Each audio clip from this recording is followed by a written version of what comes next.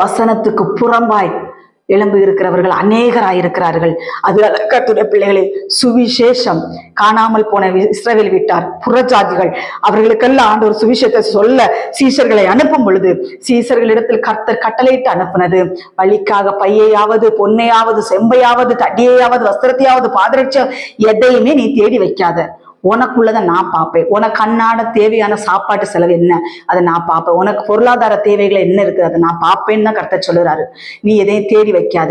நாட்கள்ல பொத்தல அத அந்த ஆண்டவர் சொல்றாரு, அந்த பையங்கிறது, அந்த பையன் நீ எடுத்துட்டு போனா நீ மக்கள்கிட்ட இருந்து காணிக்கை வாங்கி வாங்கி வாங்கி வாங்கி போட்டு நீ ஐஸ்வர்யான ஆவின் நரகத்துக்கு போவ.